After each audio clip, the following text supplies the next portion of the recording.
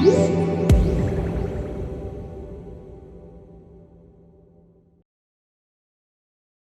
is happening all week right here in Las Vegas, the other place where entertainment happens. Hello everyone, we are live and there is hundreds of people walking past right now. Here at Digital Trends, we are covering all the latest in technology and delivering it to you live, not only on Facebook, but on YouTube. So hello and welcome. Joining me as always, Senior Editor, we've got Caleb Dennison. Hi Caleb. Hi, good to be back. We're not in Kansas anymore, are we? Nope. This is where all the tech stuff is happening, and we are going to be talking audio, especially with Dolby. And to help us out with that, the Senior Vice President of the Consumer Entertainment Group, we've got Giles Baker. Hi, Giles. Hi there, it's good to be here. Dolby is taking over. Really, the CES Dolby is penetrating the market big time. I want to hear from you. What are some of the exciting things that Dolby's getting up to? Yeah, so it's great to hear that you think we're taking over. We want to be part of that consumer entertainment experience, and our goal really is to find ways to innovate and build consumer entertainment experiences that really help people get closer to the story and the entertainment that they're interested in.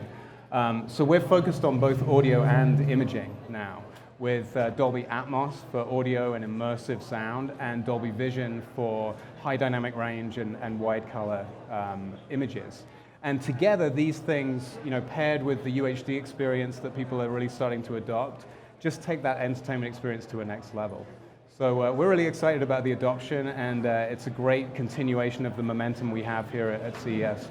I want to give a little bit of a background thing, and I want to make sure everybody can hear you really well. So if you could kind of pull your mic up, sure. Tell my little story. But I mean, I grew up with Dolby.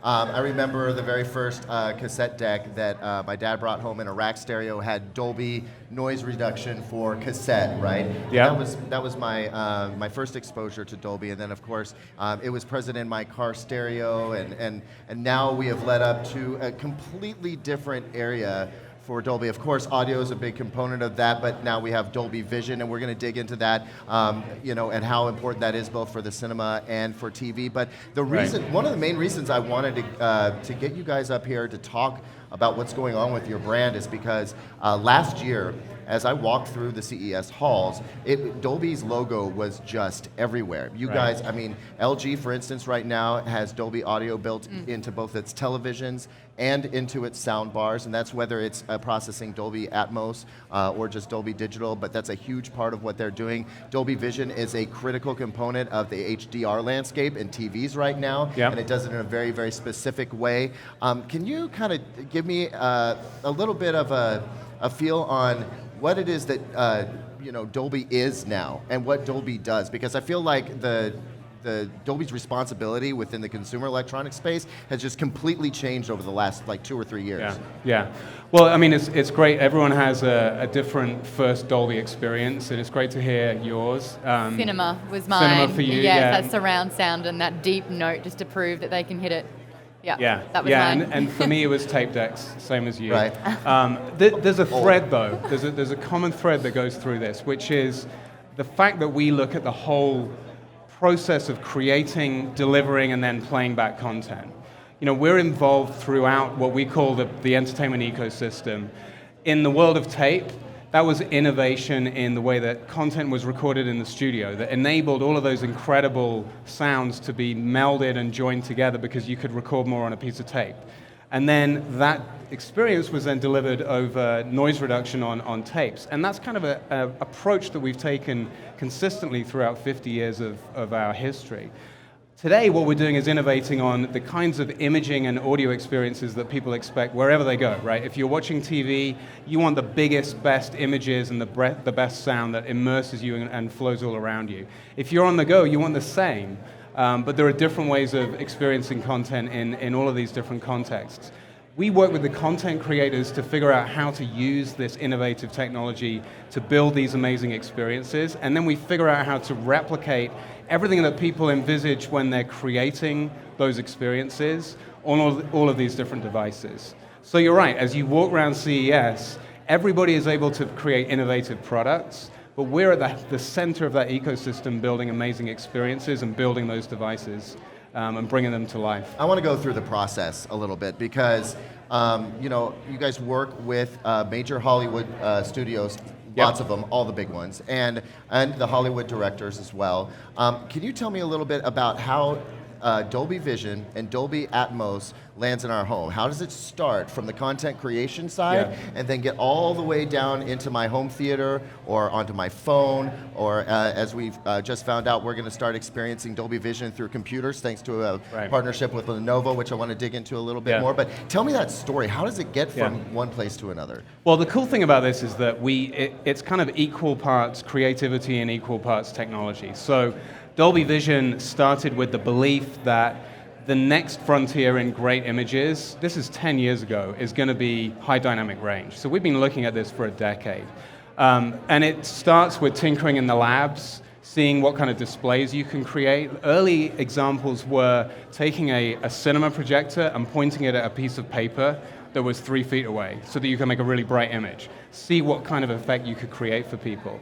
And then we take it to the artistic community and see what they can do with it. And over time, you build up a sense of how you can use that technology to create a new artistic palette that then changes the way that content gets created. So it's a long process. And we did a lot of work in the early days of Atmos and with Vision with the creative community. A lot of our roots are in Hollywood and we have great connections there.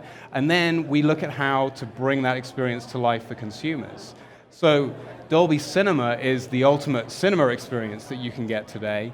In order to bring that to life, we built a laser projector in partnership with Christie, and we figured out how to bring that to consumers in partnership with AMC and Wanda and some of the other big cinema chains around the world. And let me just say, that Dolby Cinema experience, specifically with the Christie laser projectors going at, it is absolutely stunning. Like, you know, we've been going to the movies for ages now, but when you go in and you see that Dolby Vision HDR and you see that cinema experience, it is kind of mind-boggling. Like, I didn't know that you could get that kind of brightness, that kind of pop, those specular highlights in a cinema. I've been seeing it on TVs recently, but the first time I stepped inside Dolby Labs, and we'll talk a little bit about that later, like, I got that full experience, and it is incredible. I would advise anybody who hasn't made it into a Dolby Cinema yet to check one out if there's one in your local area, because it's so super fun. And then you get Dolby Atmos on top of it, which is, I mean, finally surround sound being localized in certain places without the room. But how do you, and I think this is a critical part of what Dolby is doing. When you go to the cinema, it's huge, right? You've got a gigantic screen. You've got these super expensive laser projectors. You've got speakers all over the place. I don't have that in my house, you know? So how do you deliver an experience that is close to what you get in the cinema in the home? What does Dolby do to understand how many speakers I have? What size of my screen do I have? How many nits of brightness can my TV create? Like, how do you scale that down? Well, that's the key to the whole approach, right? Because we're not building a piece of technology that just goes in your TV. We're building a complete system that understands what the content is supposed to look like and describes it in great detail in delivering it to your TV. And then we have a bunch of technology in the TV that we have integrated where we know exactly what the TV can do.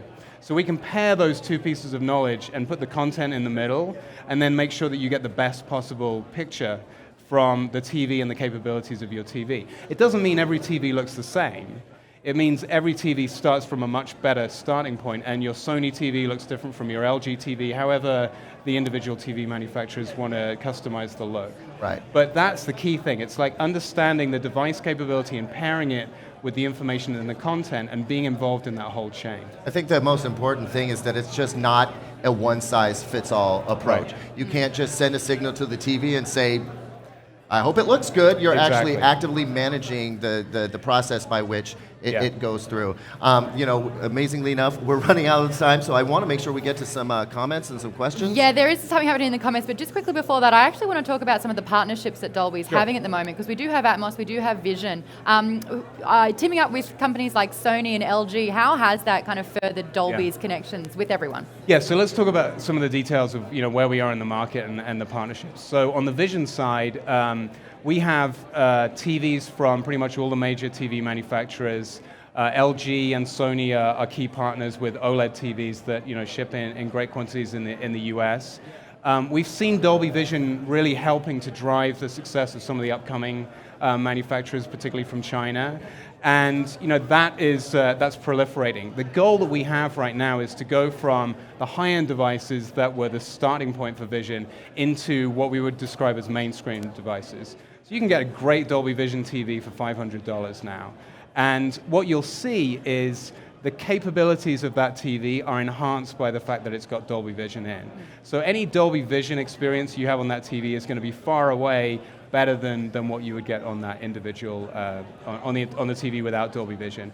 We have a partnership with Apple. Dolby Vision is included in all iOS versions that are shipping to iOS devices. The iPad Pro includes Dolby Vision, the iPhone 8, the iPhone X, Apple TV, 4K, yeah. And the cool thing is if you buy a movie on iTunes now and the Dolby Vision version is available, then you're going to see it in Dolby Vision as soon as you have a Dolby Vision device from Apple. All right. So, there's a lot going on with Dolby Vision, and the same thing with Atmos. The cool thing about what's going on right now is we've got the transition to UHD, and people want the best possible experience from that UHD transition. Immersive audio is where it's at. HDR with wider color is where it's at, and Dolby Atmos and Dolby Vision really power that. We want to bring the same thing with immersive audio though, so lower cost soundbars, below $500, can now deliver that Atmos experience for people with basically a one-wire connection. Fantastic. There is a bit of a debate happening in the chat on YouTube here between Gareth and a guy called Sexy Danny21. Hi Gareth. Thanks for making me read that out. Yeah. When does the 12-bit Dolby Vision launch? Do we have a launch date for that one? So Dolby Vision as a system is actually inherently 12-bit. We have different ways of delivering the content that kind of scale to the way it's being delivered, but on a UHD Blu-ray, it's all 12-bit. In a lot of cases in streaming, it's 12-bit. And that is the reason that the level of detail that you can see in the dynamic range can be higher with Dolby Vision. So it's out there, it's available. UHD Blu-ray is really starting to gather steam. You can buy discs, you can buy players from some of the major manufacturers like LG and Sony. And we're now, fully integrated in Hollywood with Blu-ray production as well. UHD Blu-rays for movies and for vision and sound is my favorite way to experience that stuff. But you guys are doing stuff outside of just movies. You guys are getting into games and live sports. Can you tell me a little bit about that as we wrap things up? Yeah, the biggest progress we're making right now is in both those areas is with Dolby Atmos. And I think Dolby Vision is going to be a fast following aspect to it as we go on. But Dolby Atmos is the staple for any football game in the UK, soccer. If you're watching Premier League soccer in the UK, you are seeing it in Dolby Atmos, and it's changed the way the experience is had by people around the UK. People get together and they feel like they're in the stadium. Dolby Atmos brings any kind of live sporting event to life. And the same thing in gaming. So if you're on the Xbox and you have the Dolby Atmos headphone plug-in, or you just have a Dolby Atmos system, now you can tell if someone's behind you or above you. You can hear it all in Dolby Atmos, and that gives gaming a better experience, but also those that have Atmos a real edge.